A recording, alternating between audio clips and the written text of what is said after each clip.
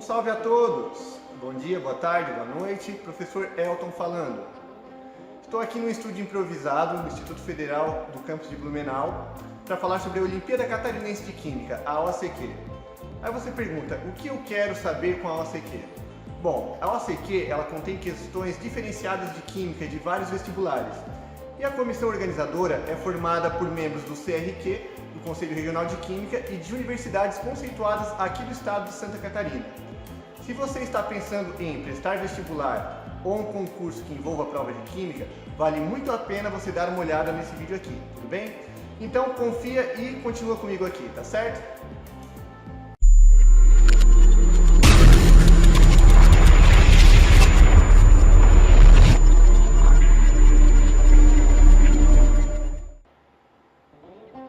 Antes de falar sobre a Olimpíada de Química, eu gostaria de agradecer um ex-aluno e amigo meu.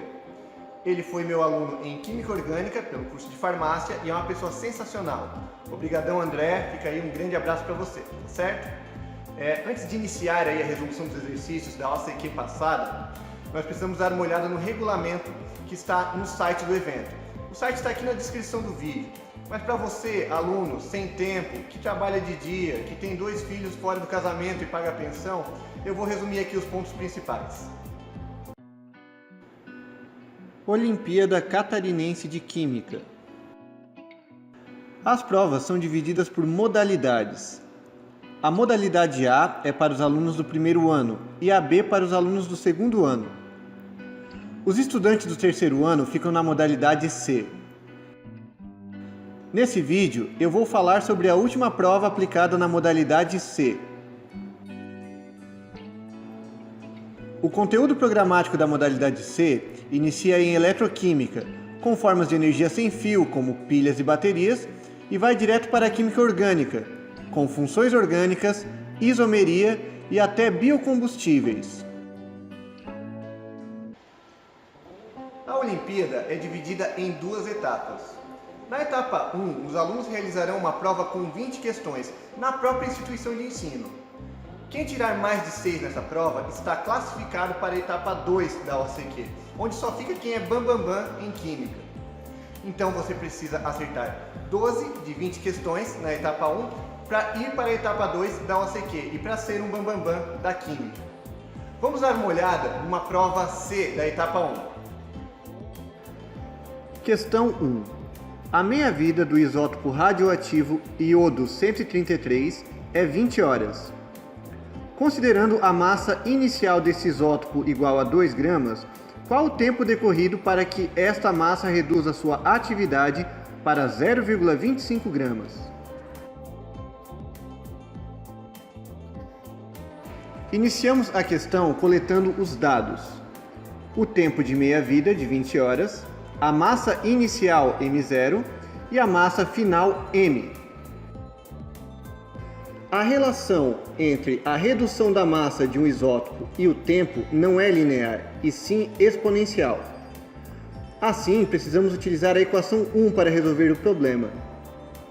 Essa equação, infelizmente, vocês vão ter que decorar, onde x representa o número de meias-vidas necessárias para reduzir a massa M0 para a massa final M.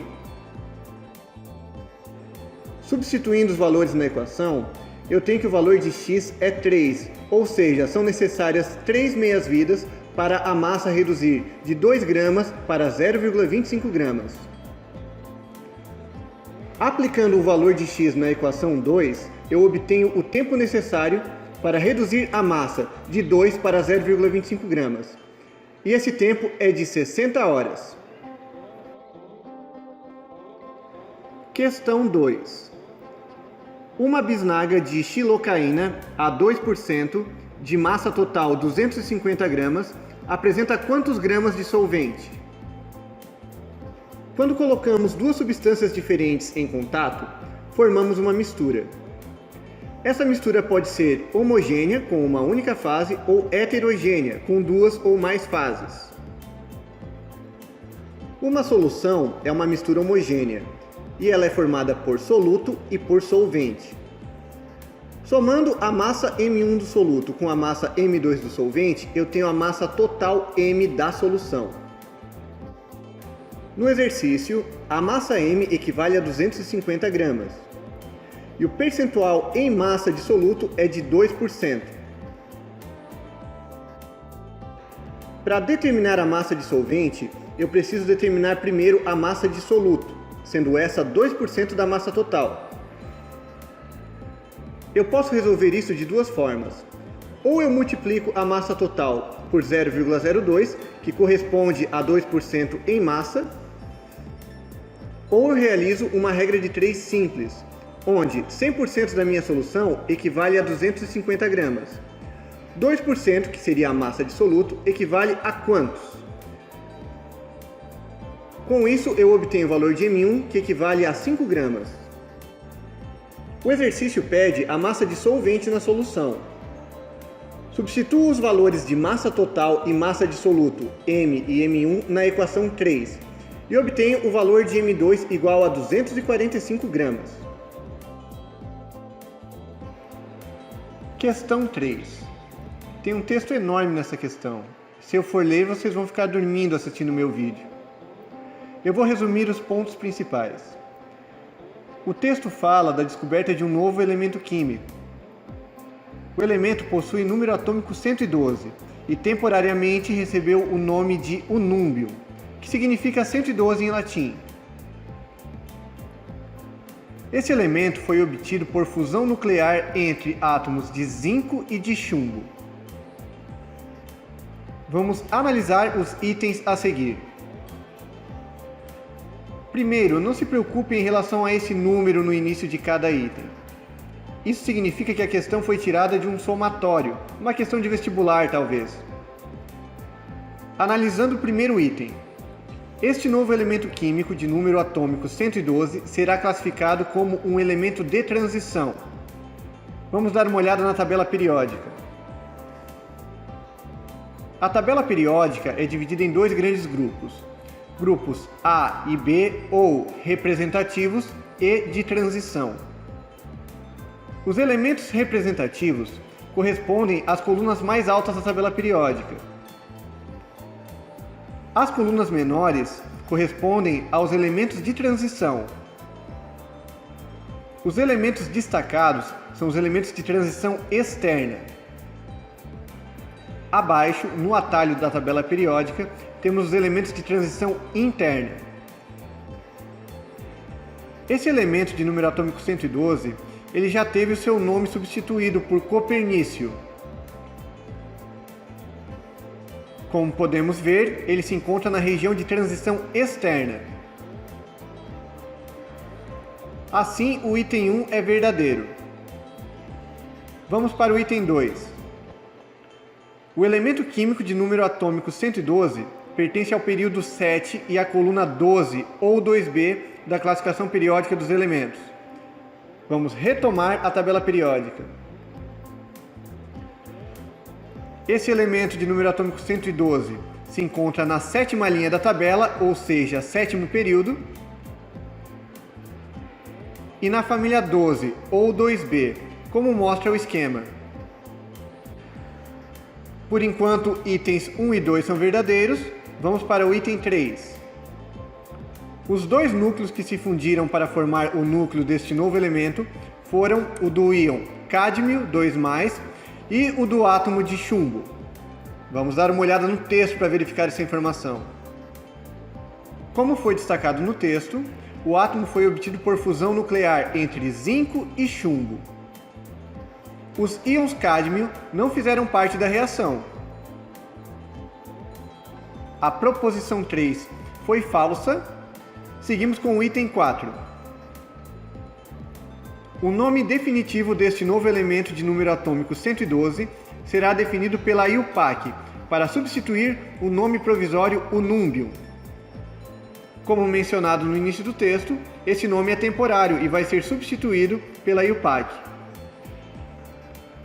Último item, item 5.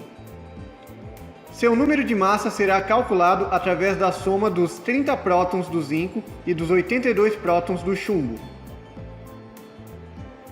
O número de massa de qualquer elemento químico é obtido pela soma Z mais N, que simboliza o número de prótons mais o número de nêutrons deste elemento. Assim, não serão somente os prótons que vão influenciar no número de massa, precisa também avaliar o número de nêutrons. Essa alternativa é falsa. Sendo os itens 1, 2 e 4 verdadeiros, a alternativa a ser assinalada é a alternativa C. Questão 4. Considere a reação de fotossíntese, ocorrendo em presença de luz e clorofila, e a reação de combustão da glicose, representadas a seguir. Sabendo-se que a energia envolvida na combustão de 1 mol de glicose é de 2,8 vezes 10 na 6 joules, ao sintetizar meio mol de glicose, a planta. Nessa questão, queremos saber se a planta libera ou absorve energia, e qual é a quantidade de energia envolvida nesse processo. Uma reação química ela pode ocorrer com absorção ou liberação de energia.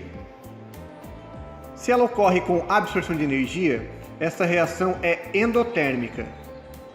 A liberação de energia corresponde a uma reação exotérmica. Reações de combustão são exotérmicas e liberam grande quantidade de calor. Um exemplo seria a queima de etanol ou da própria gasolina. Quando uma reação é exotérmica e libera calor, o valor dessa energia é negativo, porque está saindo do sistema. Se a reação é endotérmica, ocorre absorção de energia e o valor dessa energia é positivo. Dessa forma, para a reação de combustão, temos uma entalpia de menos 2,8 vezes 10 na 6 joules. A outra reação apresentada é a da síntese da glicose. Ela é a reação oposta à combustão da glicose. Se ela é oposta, ela tem o mesmo nível de energia, entretanto, sinal inverso. Dessa forma, a combustão da glicose tem valor negativo e é uma reação exotérmica, e a síntese da glicose tem sinal positivo e é uma reação endotérmica. De acordo com os dados, para sintetizar 1 mol de glicose, são necessários 2,8 vezes 10 na 6 joule por mol. Essa energia deve ser absorvida. O exercício pede a energia envolvida na síntese de meio mol de glicose. Esse valor pode ser obtido por uma regra de 3 simples. Para sintetizar 1 mol de glicose, é necessário absorver 2,8 vezes 10 na 6 joules de energia. Na síntese de meio mol, seria necessário quantos joules de energia? O valor encontrado foi 1,4 vezes 10 na 6 joules. Questão 5. Experimentalmente, verificou-se, para uma determinada reação, que a velocidade era proporcional ao quadrado da concentração de gás hidrogênio, V igual a K, concentração de H2 ao quadrado. Assim, se a concentração de H2 for triplicada, a velocidade da reação deverá. Nessa questão, queremos verificar a relação entre a velocidade da reação e o aumento na concentração de H2. A lei da velocidade da reação está em destaque no vídeo. Vamos chamar essa velocidade de V1. Vamos chamar de V2 a velocidade referente à concentração de H2 triplicada. Nesse caso, substituiremos concentração de H2 por 3 vezes concentração de H2. Toda essa grandeza será elevada ao quadrado. Dessa forma, teremos V2 igual a 9K concentração de H2 ao quadrado. O item destacado no vídeo corresponde à velocidade V1. Assim, a velocidade V2 é 9 vezes maior que a velocidade inicial V1. Questão 6. Um átomo apresenta normalmente 2 elétrons na primeira camada, 8 elétrons na segunda, 18 elétrons na terceira e 7 elétrons na quarta camada. A família e o período em que se encontra esse elemento são, respectivamente. Bom, temos duas formas para solucionar essa questão. Um átomo, diferente de um íon, possui número de elétrons igual ao número de prótons. Assim, podemos somar os elétrons de todas as camadas e obter o número de elétrons total, que vai ser igual ao número atômico do elemento. Chegamos ao valor Z igual a 35, que corresponde ao elemento bromo. Na tabela periódica, podemos verificar que o bromo se encontra no quarto período e na família 17. A família 17 é a família dos halogênios. Já temos a solução da questão, mas vamos dar uma olhada em outro método. As 7 camadas da eletrosfera podem ser representadas por letras KLMNOPQ ou por números de 1 a 7. A última camada do elemento citado no exercício, ou seja, a camada de valência, é a camada 4. Os períodos da tabela periódica indicam a última camada da eletrosfera de cada elemento. Assim, o elemento que queremos encontrar se encontra no quarto período. Este elemento possui 7 elétrons na última camada. Existe uma relação da tabela periódica que apresenta o número de elétrons da última camada para cada grupo. Vamos analisar somente os elementos representativos das colunas mais altas da tabela periódica. Todos os elementos do grupo 1 possuem um elétron na última camada. Elementos do grupo 2 possuem 2 elétrons na camada de valência. Pulamos para a família 13. Nessa família, os elementos possuem 3 elétrons na última camada. Essa relação prossegue com 4 elétrons na família 14, 5 na 15 e 6 na 16. A família 17, de acordo com essa relação, possui 7 elétrons na camada de valência. A camada de valência do nosso elemento é a camada N, ou camada 4. Por isso, ele se encontra no quarto período da tabela periódica. Dentro dessa camada, o nosso elemento possui 7 elétrons. Com 7 elétrons na camada de valência, o nosso elemento pertence à família 17, que é a família dos halogênios. Questão 7. Aquecendo-se continuamente uma substância pura, a pressão constante, quando se observa a passagem do estado sólido para o estado líquido, a temperatura do sistema, letra A, é constante enquanto A sólido, letra B, é constante e igual à do ponto de ebulição, letra C, é constante mesmo depois que todo o sólido tenha desaparecido, e letra D, aumenta gradativamente.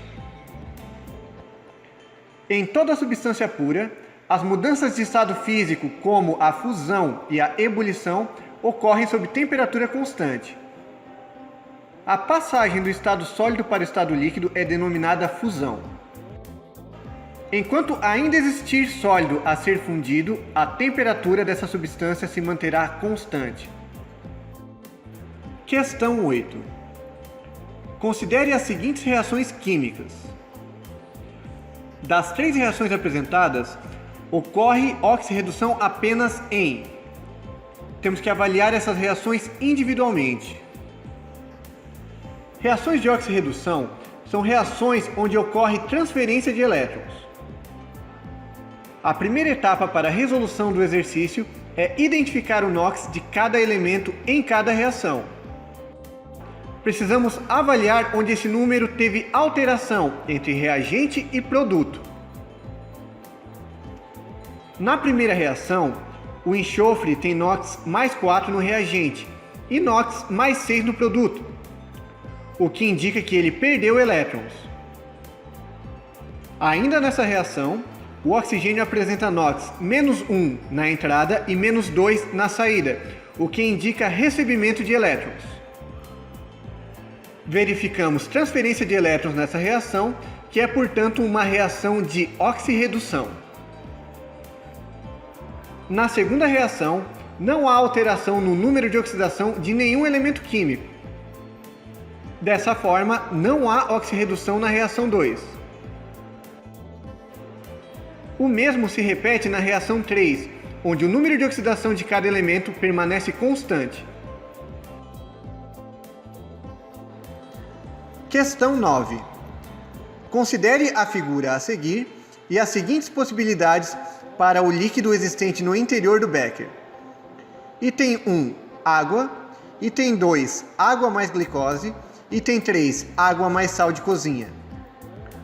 Qual a alternativa melhor descreve a condição da lâmpada? O exercício questiona em qual ou em quais condições a lâmpada acenderá.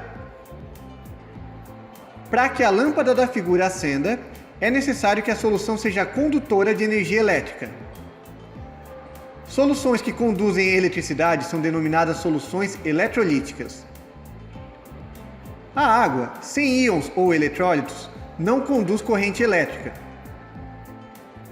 Assim, não acenderá somente com água. Numa solução salina, o sal se dissocia em íons, que tornam o meio condutor de eletricidade. Dessa forma, a lâmpada acende na condição do item 3. A glicose é uma molécula orgânica, de fórmula molecular C6H12O6. Ela não se dissocia em íons quando é solubilizada em água. Assim, a glicose não forma uma solução eletrolítica e não é capaz de acender a lâmpada no esquema da figura. Questão 10. Considere o aparelho abaixo. Adicionando-se ácido clorídrico ao balão, há uma reação com o desprendimento de um gás X, que ao borbulhar na solução contida no Erlenmeyer, reage, produzindo um precipitado preto Z. O gás X, a substância Y e o precipitado Z são, respectivamente. Bom, precisamos analisar a reação entre o sulfeto de ferro 2 e o ácido clorídrico para verificar qual gás é formado, para verificar quem é o gás X. A reação em questão é uma reação de dupla troca. Entretanto, precisamos identificar o NOx de cada elemento para equilibrar as cargas elétricas. São necessários 2 átomos de hidrogênio e 2 átomos de cloro para equilibrar as cargas elétricas do enxofre e do ferro. Assim, o gás X obtido na síntese inicial é o sulfeto de hidrogênio, H2S. Eliminamos as opções A e B da questão. Precisamos identificar a substância Y e o precipitado Z para concluir o exercício. Avaliando os 2 itens restantes, em um temos a reação com uma solução de sódio e em outro temos uma reação com uma solução de chumbo. A questão é definida no precipitado Z. O componente Z é insolúvel em meio aquoso. A substância Na2S, ou sulfeto de sódio, é muito solúvel em água, enquanto que o sulfeto de chumbo 2 é insolúvel. A alternativa correta dessa questão, letra D.